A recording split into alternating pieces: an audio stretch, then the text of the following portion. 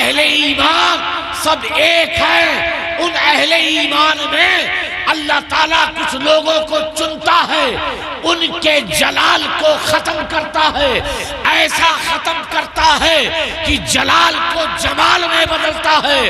عبادت، روحانیت، طریقت، نماز، روزہ، تقوی، طہارت کا کرنٹ ایسا دوڑایا جاتا ہے کہ وہ پہلے عام انسان ہوتے ہیں، لیکن جب روحانیت کا کرنٹ گزرتا ہے تو اب انسان نہیں بلکہ وقت کا غوث اعظم ہوتا ہے، وقت کا غریب نواز ہوتا ہے، محبوب الہی ہوتا ہے، صابر کلیری کی ذات۔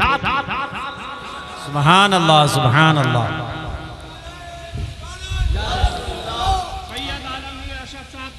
لیکن سمجھنے کی کوشش کیجئے، لوہا لوہا ہے، آپ بھی انسان ہو اور جس کے عرص میں آئے ہو وہ بھی انسان ہے۔ اے بھائی اس کا ایکو کم کر دو، جو آواز آتی ہے اس کو کم کر دو۔ آپ بھی انسان ہو کہ نہیں؟ بولو۔ جو لیٹے ہوئے ہیں وہ بھی انسان ہے کہ نہیں؟ آپ بھی مسلمان ہو، جو لیٹے ہوئے ہیں وہ بھی مسلمان ہیں۔ آپ مر جاؤ گے، پتہ نہیں کوئی آپ کی قبر پہ فاتحہ پڑھے یا نہ پڑھے، مگر یہ دنیا سے گئے ہیں ہزاروں لوگ، ان کی قبر پہ فاتحہ پڑھ رہے ہیں۔ کیوں؟ اس لیے کہ یہ روحانیت کے مقناطیس ہے۔ جس طرح چنبک کا کام یہ ہے کہ ہر لوہے کو جو آس پاس کی چیز ہوتی ہے اپنے قریب کرتا ہے، ایسے ہی روحانی ولیوں کا کام یہ ہے کہ جو بھی آس پاس گزرتا ہے تو اسے دور نہیں جانے دیتا بلکہ اپنی رحمت کے قریب کرتا ہے، روحانیت کے قریب کرتا ہے، کرم کے قریب کرتا ہے، فیضان کے قریب کرتا ہے تاکہ وہ اس کے ذریعے فیض حاصل کرے۔ سبحان اللہ، سبحان اللہ۔ ایک طریقہ یہ ہے کہ متقی تقوی، طہارت، نماز، روزہ، حج، زکوٰۃ، اس کے بعد وہ ولی بنتا ہے۔ جب ولی بن جاتا ہے تو آس پاس کی چیزیں اللہ کے بندے اس مقناطیسی روحانیت پاور کے قریب ہوتی ہیں۔ لیکن یہ بتاؤ، کیا آپ کے دل میں یہ خواہش ہے کہ نہیں کہ ہم بھی ولی بن جائیں؟ ہے؟ ارے بولو نا۔ لیکن آپ سوچتے ہو یار ہم ولی کیسے بنیں؟ نہ رات بھر ہم عبادت کر سکتے ہیں، نہ اس قدر ہمارے پاس تقوی ہے، نہ طہارت ہے، نہ وہ بزرگی ہے، نہ وہ کمال ہے، نہ وہ طریقہ ہے، تو ہم کیسے ولی بنے؟ بھائی ہر لوہے کو چنبک نہیں بنایا جاتا، کچھ خاص ہی لوہے ہوتے ہیں، دیکھا یہ جاتا ہے کہ یہ ٹھنڈا ہونے کی صلاحیت رکھتا ہے یا نہیں، دیکھا جاتا ہے کہ یہ بجلی کے کرنٹ کو برداشت کرنے کی صلاحیت رکھتا ہے یا نہیں۔ یہ تو برداشت کر گئے، اللہ کے ولی ہو گئے، مگر تمہاری حالت ایسی نہیں ہے۔ ایک ہی کرنٹ دوڑایا جائے تو پتہ نہیں تمہارا حال کیا ہو۔ لیکن دل میں خواہش ہے کہ ہم بھی ولی بنیں، دل میں خواہش ہے کہ ہمارے بھی تو قریب لوگ آئیں۔ تو ایک دوسرا طریقہ ہے جس کو کہتے ہیں اسٹروک چارج میتھڈ۔ آپ نے دیکھا ہوگا، بچپنے میں ہم تو دیکھتے تھے، ریڈیو جب بگڑ جاتی تھی تو ریڈیو والے کی دکان پہ جاتے تھے، وہ ریڈیو کا پچھلا حصہ کھولتا تھا اور اپنے اسکرو ڈرائیور سے اسکرو نکالتا تھا، اب وہ اسکرو جو ہے اندر چلا جاتا تھا، ریڈیو کے اندر چلا جاتا تھا۔ تو دیکھا میں نے کہ جب اسکرو چھوٹا سا اندر چلا گیا تو اپنے اسکرو ڈرائیور کو ایسے ڈالا، وہ اسکرو ایسے لٹکتا ہوا نظر آ رہا ہے۔ ایسا ہوتا ہے کہ نہیں؟ جی بولو جی۔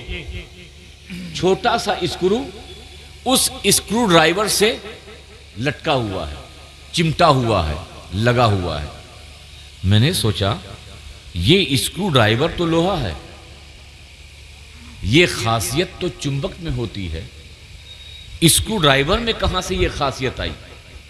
یہ میگنیٹ تو ہے نہیں، یہ اسٹیل ہے، یہ لوہا ہے، اس کے اندر خاصیت کہاں سے آئی کہ جو چھوٹے چھوٹے اسکرو کو اپنے سے چمٹا کے رکھا؟ تو اس ریڈیو والے نے جواب دیا اصل میں اس لوہے کے اندر یہ طاقت نہیں ہے کہ یہ چمبک بن سکے، اس اسکرو ڈرائیور کے اندر یہ طاقت نہیں ہے کہ مقناطیس بن سکے، اس اسکرو ڈرائیور کے اندر یہ طاقت نہیں ہے کہ یہ میگنیٹ بن سکے۔ ہاں میں نے ایک کام یہ کیا ہے کہ رات کو اس پیچکش کو اس کے ساؤنڈ کے اوپر رکھ دیا، اور ساؤنڈ کے اوپر جو گول گول پیلی پیلی سی چیز ہے وہ میگنیٹ تھی۔ رات بھر یہ اسکرو ڈرائیور اس میگنیٹ کے ساتھ چپکا رہا، اس میگنیٹ کے ساتھ لگا رہا، اس میگنیٹ کی صحبت میں رہا، اس میگنیٹ کی بارگاہ میں رہا۔ صبح اٹھا تو اب اس اسکرو ڈرائیور کا عالم یہ ہو گیا کہ اس کے اندر بھی تھوڑا کمال پیدا ہو گیا، اس کے اندر بھی تھوڑا جوہر پیدا ہو گیا، اس کے اندر بھی جو اس میگنیٹ کے اندر کمال تھا کہ یہ تو بڑی بڑی چیزوں کو اپنی طرف تو کھینچ نہیں پا رہا ہے مگر چھوٹی چھوٹی چیزوں کو اپنے اندر کھینچتا ضرور ہے۔ اسی لیے میں سمجھانا چاہتا ہوں، ارے وہ غوث اعظم کی ذات ہو، غریب نواز کی ذات ہو، محبوب الہی کی ذات ہو، مخدوم سمنا کی ذات ہو، ہم شبیہ غوث جیلان کی ذات ہو، حضور سرکار کلا کی ذات ہو، یہ تو میگنیٹ پاور ہے۔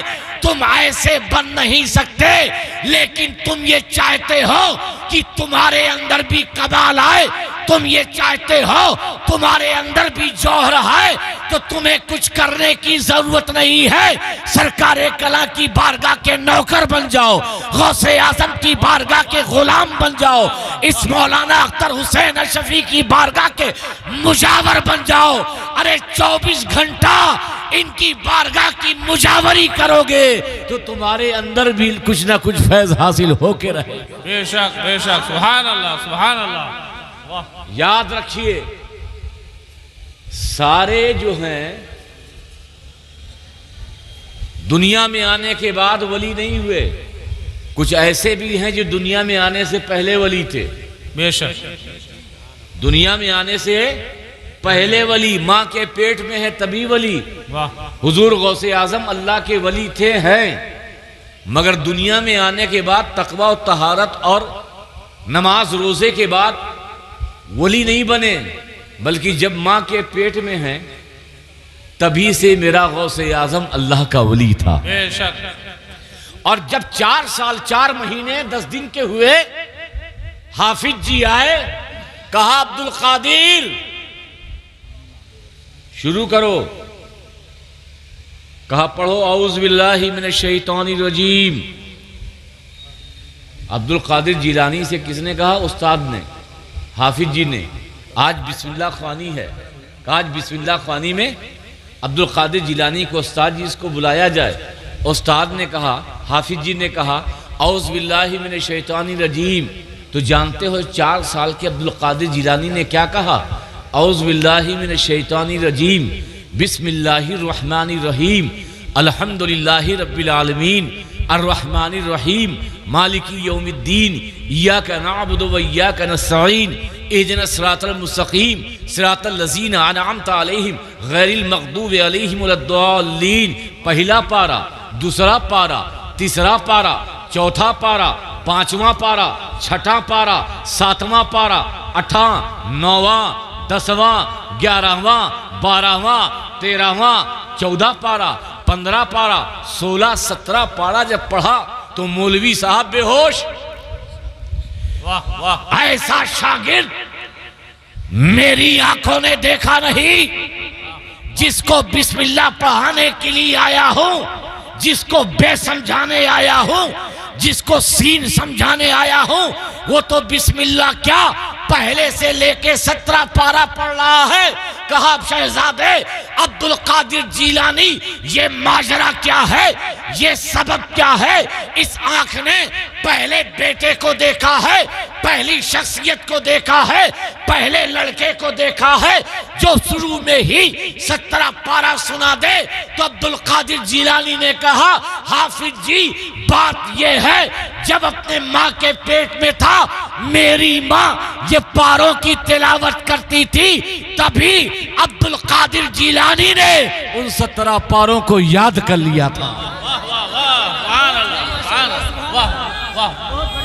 نعرہ تکبیر، نعرہ رسالت، فیضان مولانا اختر حسین صاحب قبلہ، علامہ عالمگیر اشرف صاحب قبلہ۔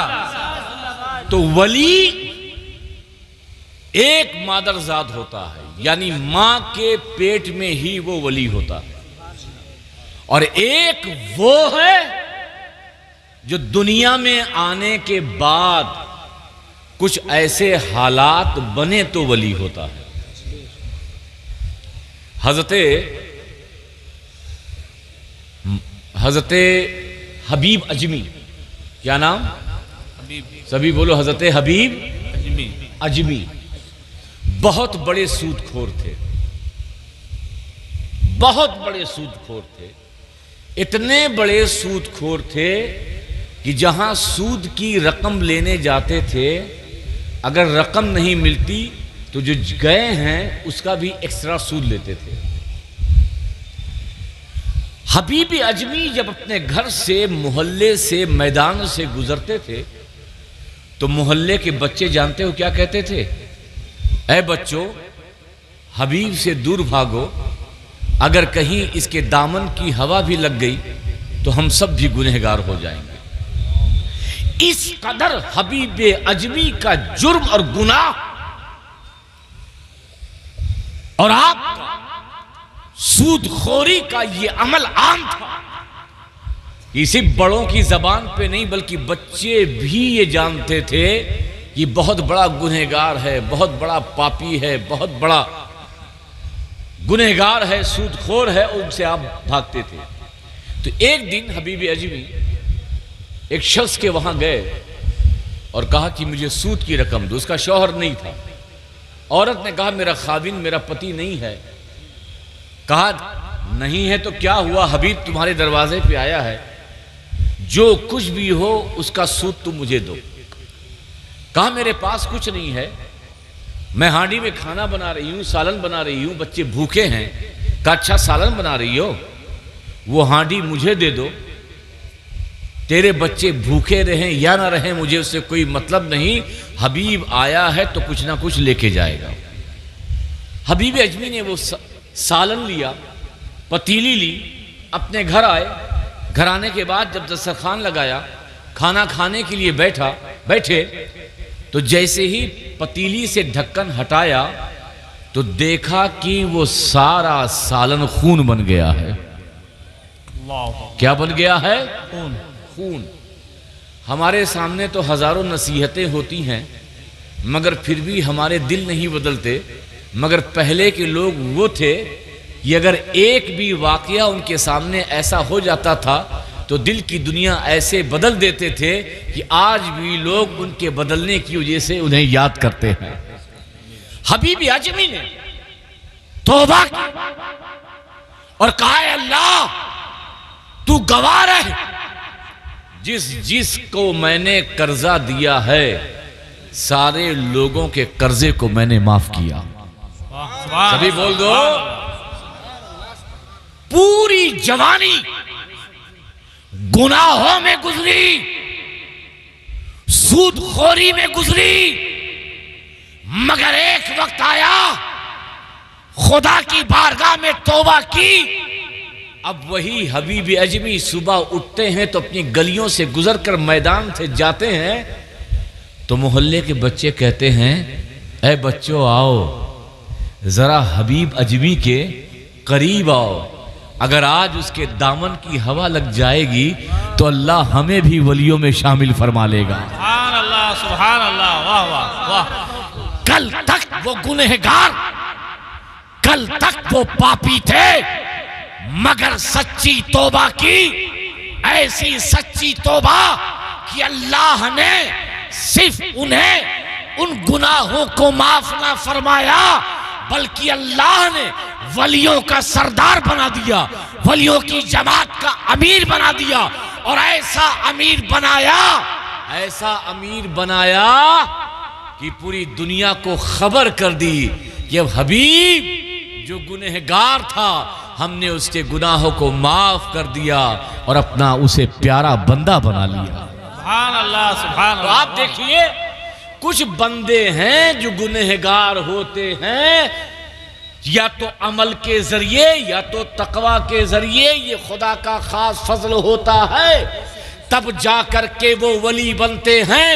مگر کچھ ذات ایسی ہے، چاہے غوث اعظم ہو، چاہے غریب نواز ہو، چاہے مخدوم سنہ کی ذات ہو، مخدوم سنہ ابھی دنیا میں آئے نہیں ہے، مخدوم سنہ ابھی ماں کی پیٹ میں ہے، مگر حضرت ابراہیم کے خواب میں آقا کریم تشریف لاتے ہیں اور یہ مژدہ، یہ خوشخبری سناتے ہیں کہ ابراہیم تمہارے گھر میں ایک فرزند آنے والا ہے جس کا نام اشرف ہوگا اور وہ روحانی سلطنت کا بادشاہ ہوگا۔ سبحان اللہ۔ نعرہ تکبیر، نعرہ رسالت، فیضان مخدوم اشرف، مسلک اعلی حضرت علامہ عالمگیر اشرف صاحب قبلہ۔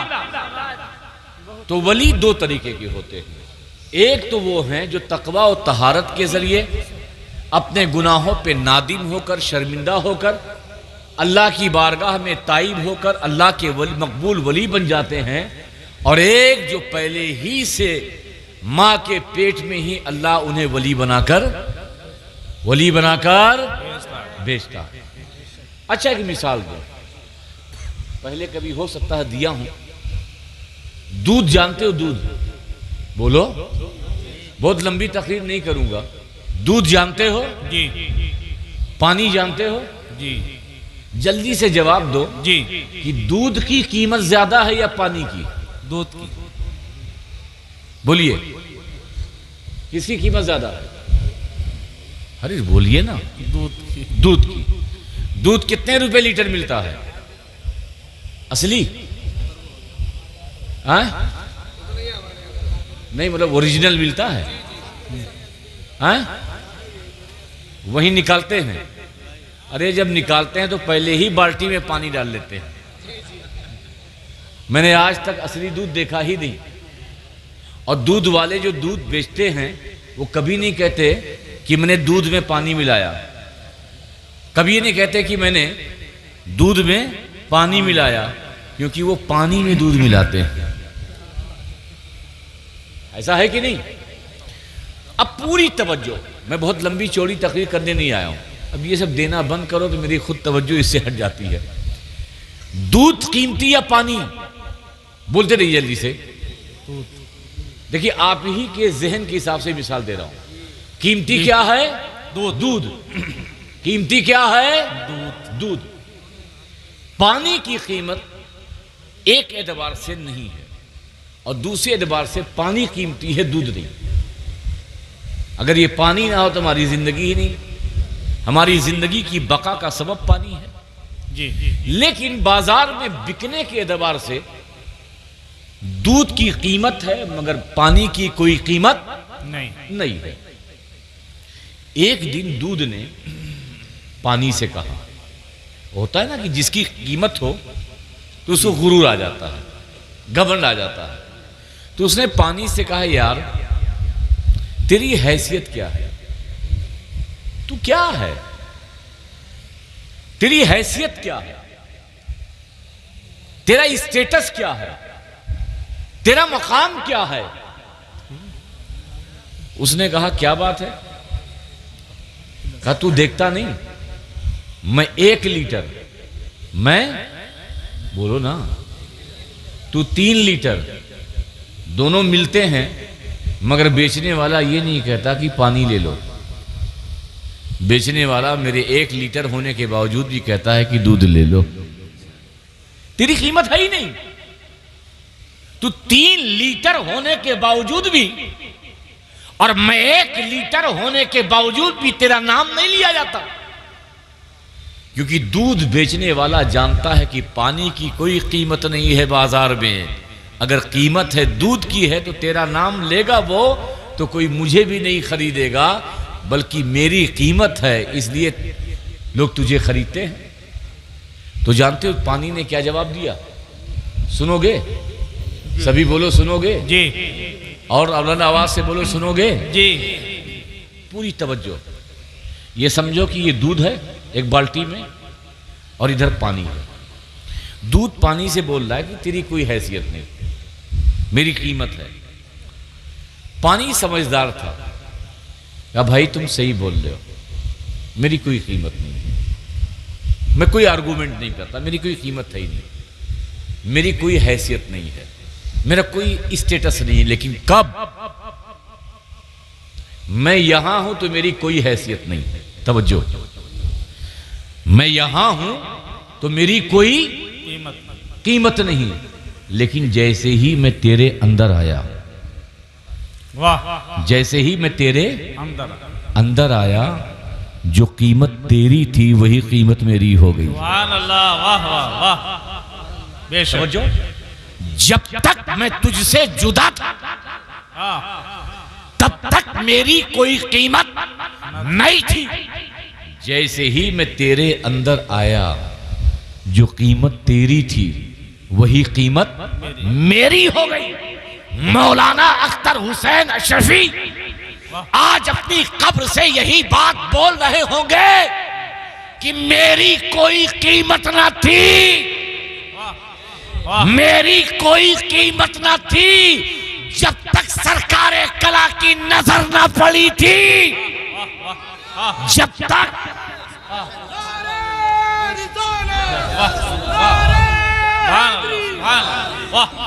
میری کوئی حیثیت نہ تھی، کوئی قیمت نہ تھی، جب تک سرکار کلا کی نظر نہ پڑی تھی۔ ارے جیسے ہی میرے مرشد نے مجھے اپنا بنا لیا تو کچھ نہ کچھ قیمت ہاتھ پور میں میری بھی ہو گئی ہے۔ نعرہ تکبیر، نعرہ رسالت، فیضان سرکار کلا علامہ اختر حسین صاحب قبلہ، علامہ عالمگیر اشرف صاحب قبلہ۔ اگر تم بھی چاہتے ہو قیمتی بن جاؤ، واہ، چاہتے ہو؟ جی چاہتے ہو؟ جی، اگر تم بھی چاہتے ہو تو قیمتی بن جاؤ تو ان کے قریب آ جاؤ، سبحان اللہ، ان کے قریب آ جاؤ۔ یہ غوث اعظم رب کی بارگاہ میں قیمتی ہے، غوث اعظم کے قریب آ جاؤ۔ واہ، یہ غریب نواز رب کی بارگاہ میں قیمتی ہے، معین الدین حسن سنجری کے قریب آ جاؤ۔ یہ محبوب الہی رب کی بارگاہ میں رب کے قریب ہیں، قیمتی ہیں، حضرت نظام الدین اولیاء کے قریب آ جاؤ۔ واہ، قسم خدا کی ان کے قرب میں آنے کے بعد کچھ نہ کچھ قیمت تو تمہاری بھی ہو جائے گی۔ سبحان ایک واقعہ سنیں گے؟ اگر بولو تو سنا دوں، سبھی بولو، ایک بار اور بلند آواز سے سبحان اللہ بولو۔ دیکھیے میرا طریقہ اس طرح سے تقریر کرنے کا نہیں ہے، مولانا صاحب بھی جانتے ہیں، لیکن میری مجبوری ہے، اور الحمدللہ ہم خانقاہی لوگ ہیں، ہمیں کچھ شکوہ نہیں، کچھ گلہ نہیں۔ آپ نے جو کیا ہے یہ آپ کی محبت تھی، یہ آپ کی عقیدت کا ایک حصہ تھا۔ دھیمے دھیمے آپ سمجھیں گے، دھیمے دھیمے اس چیز کو سمجھیں گے، اور ادب کیا ہے، احترام کیا ہے۔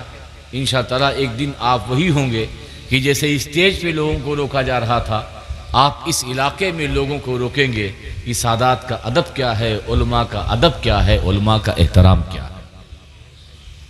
بس ایک واقعہ اس مثال کے بعد، حضرت امام علی رضا، دیکھیے آپ کو بولنا پڑے گا، امام علی یہ کہاں کے تھے؟ بریلی کے، بہیڑی کے، مراد آباد کے، سنبھل کے، کہاں کے تھے؟ بہیڑی کے۔ یا نینی تال کے کہاں کے تھے امام علی رضا؟ ارے کہیں تو کچھ بولو، کہاں کے تھے؟ بریلی کے۔ اصل میں آج کل رضا سن لو تو سوچتے ہو گے کہ بریلی سے نکلا۔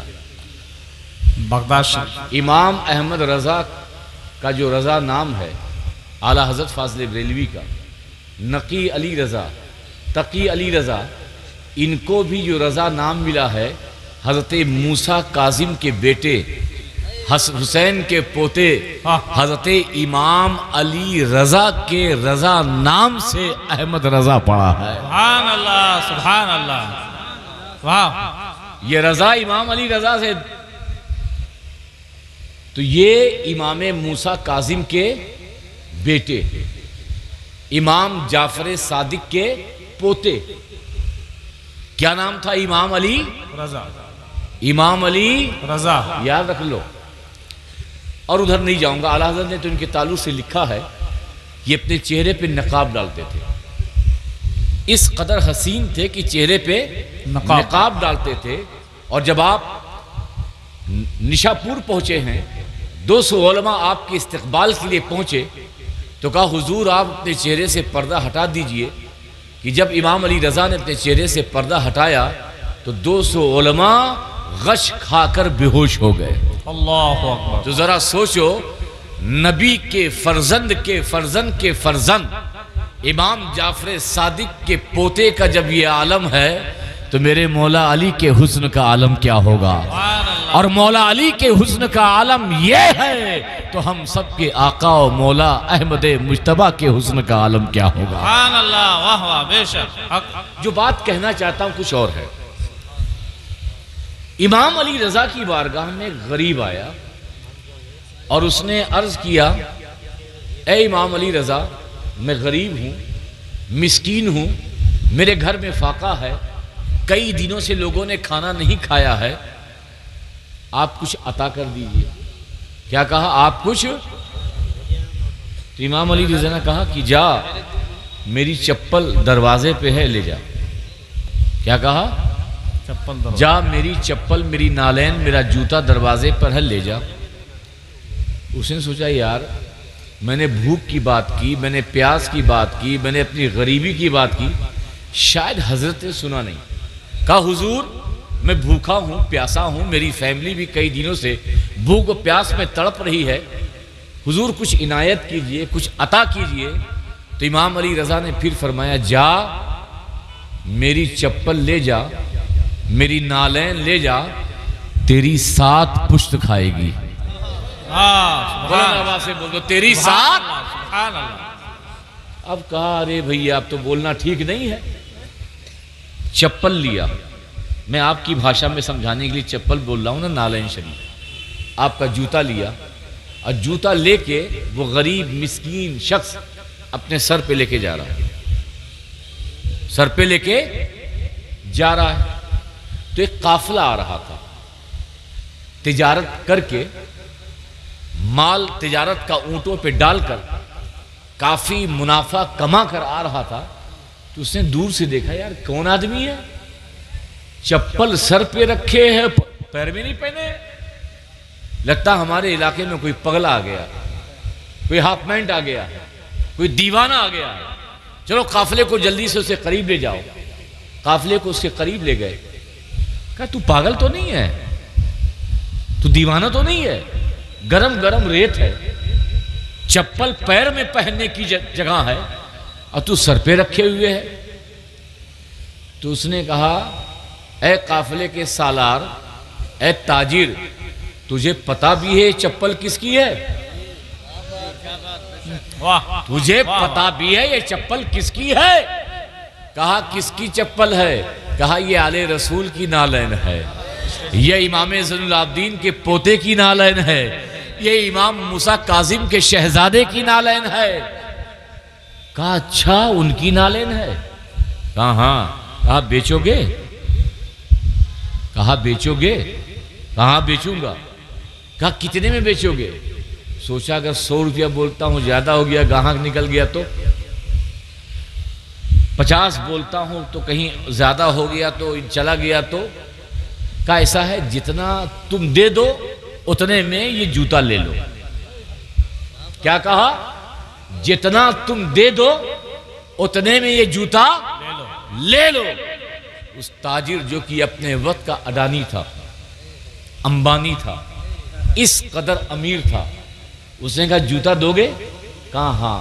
کہا یہ اونٹ پر جواہرات لدے ہوئے، جعفران لدے ہوئے، میری تجارت کے منافع کے سارے سامان لدے ہوئے ہیں، یہ سارا سامان لے لے، یہ سارا سامان لے لے، آل رسول کے قدموں میں پہنی ہوئی وہ نالین عطا کر دے. اور یاد رکھ اس اونٹ پر اتنا سامان ہے کہ تیری 7 پشتیں کھائیں گی، تیری 7 پشتیں کھائیں گی.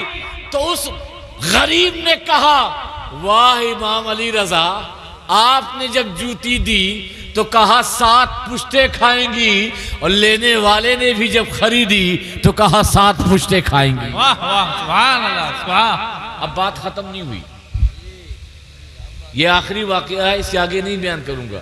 حالانکہ مقرروں کا طریقہ ہوتا ہے ایک کے بعد چالو ہو جاتا ہے، تو آپ بھی سوچتے ہیں کہ بلا وجہ پھنس گیا ایک کے چکر میں. تو یہ گھر نہیں گئے، یہ جو تاجر تھے، جو بزنس مین تھے، اپنے گھر نہیں گئے، سیدھے امام علی رضا کی بارگاہ میں آئے. کہا حضور میں فلاں ہوں. کہا اچھا. کہا حضور آپ پر تو سب کچھ روشن ہے، میں نے آپ کی نالین کے خریدنے کے لیے سارا مال لٹا دیا. ارے بولو سبحان اللہ. سبحان اللہ سبحان اللہ. کہا اچھا. کہا میرے پاس آئے کیوں ہو؟ کہا حضور آیا اس لیے ہوں، اب میں نے مال لٹا دیا ہے، بس اپنا نوکر بنا لیجئے، اپنا خادم بنا لیجئے، اپنا غلام بنا لیجئے. آپ کا بستر لگاؤں گا، آپ کے لیے وضو کے لیے پانی لاؤں گا، آپ کے گھر میں جاروب کشی کروں گا، جھاڑو لگاؤں گا، آپ کی خدمت کروں گا، آپ کا پیر دباؤں گا، آپ کا سر دباؤں گا. حضور انکار مت کیجئے، سب کچھ لٹا دیا ہے، بس اس بات کی اجازت دے دیجئے کہ میں آپ کا خادم بن کر، آپ کا نوکر بن کر آپ کے در پر زندگی گزارتا ہوں. سبحان اللہ. امام علی رضا نے کہا اچھا کوئی بات نہیں، اگر تیرے دل میں میری غلامی کے لیے سوچ رہا ہے تو ٹھیک ہے، میں نے تجھے اپنا غلام بنایا. اب کیا ہوتا ہے وہ سنیے. کچھ دن وہ غلام رہا، وہ تاجر غلام بن کے زندگی گزاری. تو ایک دن ایسا آیا، امام علی رضا نے بہت وقت کے فقیہ اور محدث تھے، شاگردوں کو پڑھا رہے تھے، حدیث کا آخری درس تھا. تو انہوں نے اس خادم سے کہا کہ دیکھو میں حدیث کا آخری درس دے رہا ہوں، کسی کو آنے مت دینا، کوئی کیسا بھی ہو اس کو لوٹا دینا، کل بلانا، کہہ دینا کہ آج حضرت مصروف ہے، آج بچوں کو تعلیم دے رہے ہیں. یہ دروازے پہ گیٹ پہ بیٹھ گئے. اور حادثہ بھی دیکھیے ہوتا ہے کبھی کبھی ایسے موقع پر. اب یہ جیسے پڑھانے لگے امام علی رضا تو فوراً 10-15 آدمی کا ایک قافلہ آ گیا. کام امام علی رضا سے ملنا ہے. کہا تم نہیں مل سکتے. ہوتا ہے نا آج کل پیر صاحب آتے ہیں تو بہت سے لوگ تو پیر صاحب سے ملنے ہی نہیں دیتے، اور ان کا جواب یہ ہوتا پیر صاحب آرام کر رہے ہیں، پیر صاحب آرام کر رہے ہیں. اور پیر صاحب اندر سے یہ پریشان ہیں کہ مرید لوگ کہاں غائب ہو گئے ہیں. ارے بھائی پیر صاحب کو اگر آرام کرنا ہی تھا تو گھر سے بہتر آرام کی جگہ تھی نہیں. وہ تو آئے ہیں آپ کی پریشانیاں دور کرنے کے لیے، وہ تو آئے ہیں آپ کے لیے دعائیں کرنے، وہ تو آئے ہیں آپ کا دکھڑا سننے کے لیے. ہاں کچھ وقت آرام کے لیے ہوتا ہے، مگر میں سمجھتا ہوں کہ جو پیر ہوتا ہے وہ اپنے چاہنے والوں کو اپنے در سے بھگاتا نہیں، بلکہ اس کے دل میں جو درد ہوتا ہے اس کے سننے کے لیے وہ بیتاب رہتا ہے.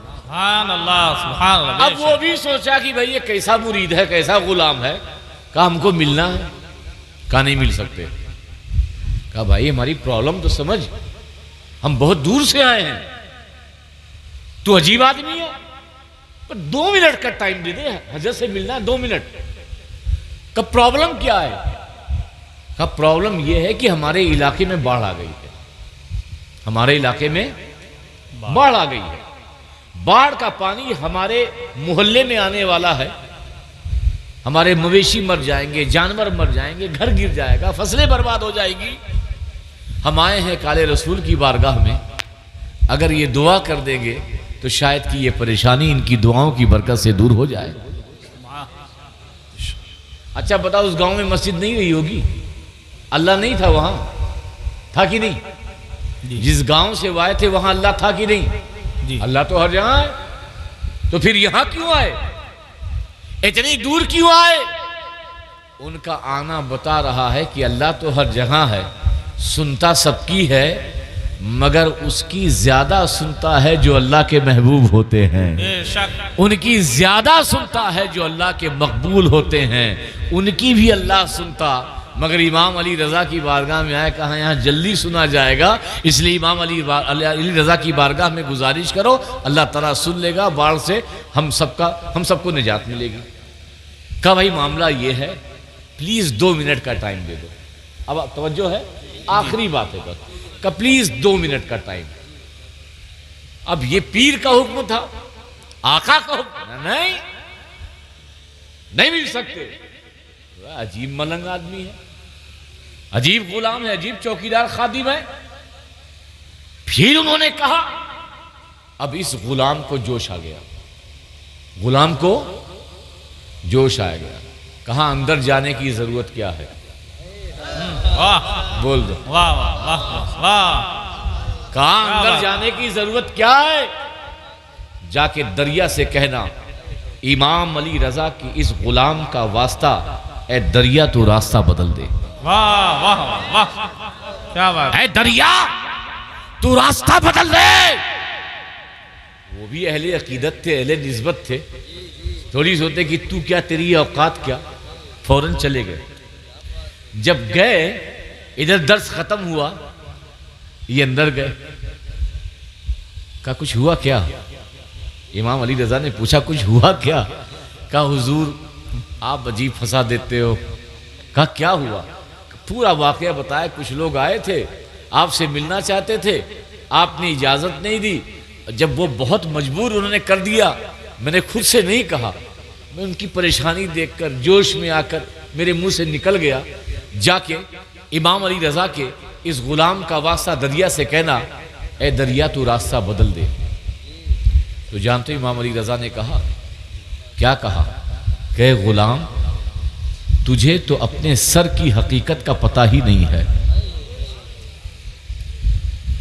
اللہ نے تجھ کو وہ مقام عطا کیا ہے کہ اگر وہ لوگ جو آئے تھے یہ کہتے کہ اس غلام کے واسطے اللہ تو آسمان کو زمین پہ کر دے اور زمین کو آسمان پہ کر دے، تو قسم خدا کی جس کے قبضے قدرت میں علی رضا کی جان ہے تو آسمان بھی زمین پر آ جاتا. اللہ اکبر. واہ. اب پوری توجہ، اس غلام کو یہ مقام ملا کہاں سے؟ اس غلام کو یہ درجہ ملا کہاں سے؟ اور واقعہ ہوا بھی کہ وہ گاؤں والے جب وہاں گئے اور کہا کہ امام علی رضا کہ اس غلام کے سر کا واسطہ اے دریا تو راستہ بدل دے، تو ہوا بھی یہ کہ دریا نے جیسے ہی یہ سنا کہ امام علی رضا کے اس غلام کے سر کا واسطہ، تو دریا کا راستہ جو ادھر تھا سن کر کے اس نے راستہ ادھر بدل دیا. واہ سبحان اللہ سبحان اللہ. اب آپ دیکھیے، سب کچھ آل رسول اللہ کے ولیوں کے قدموں پہ قربان کیا، جاروب کشی کے لیے تیار ہوئے، تو وہ صرف غلام نہیں رہا، بلکہ اللہ نے اس کی زبان میں بھی تاثیر عطا کی. بے شک سبحان اللہ. اب آپ سوچتے ہوں گے وہ تاجر تھا کون جو غلام بنا؟ وہ تاجر کون تھا؟ جو اپنے وقت کا اڈانی تھا وہ کون تھا؟ جو اپنے وقت کا امبانی تھا وہ کون تھا؟ جو امام علی رضا کی جوتیوں کو خرید کر ولایت کی سلطنت کا بادشاہ ہو گیا، اور ایسا ہو گیا کہ قادری سلسلہ بغیر اس کے غوث اعظم تک پہنچتا ہی نہیں، غوث اعظم کے اوپر تک پہنچتا ہی نہیں، یعنی مولا علی تک بغیر قادری سلسلہ اس شخص کے پہنچتا ہی بیچ میں وہ ہے۔ اگر وہ نہ ہوتا تو مولا علی تک یہ سلسلے قادریہ اس واسطے سے پہنچتا نہیں۔ جانتے اس غلام کا نام کیا ہے؟ پتا ہے؟ ہاں نہیں بولو نا، نہیں پتا تو بولو نہیں، پتا ہے؟ اس غلام کا نام جو وقت کا تاجر تھا، دنیا اسے امام معروف کرخی کے نام سے جانتی ہے۔ اٹھاؤ سلسلہ رضویہ، سلسلہ اشرفیہ، سلسلہ قادریہ، سلسلہ نظامیہ، صابریہ، جتنے بھی سلسلے کے شجروں کی کتاب اٹھا کے دیکھو گے تو حضرت معروف کرخی کا نام سر فہرست نظر آئے گا۔ آخرکار یہ فیض، یہ مقام، یہ اسٹیٹس، یہ درجہ ملا کیسے؟ تو تم یہی کہو گے کہ امام علی رضا کے گھر کی نوکری کر کے اللہ نے یہ مقام عطا کیا۔ بے شک، نعرہ تکبیر، نعرہ رسالت، فیضان اولیاء اکرام، فیضان اختر حسین صاحب قبلہ۔ اس لیے عرس اختری میں آئے ہو، یہاں کے غلام بھی آقا ہوتے ہیں۔ یہ ذات وہ ہے کہ حضرت معروف کرخی نے جوتا خریدا تو یہ ذات وہ ہے کہ جس نے سرکار کلاں کی نالین کو اٹھایا ہے۔ سبحان اللہ، بے شک۔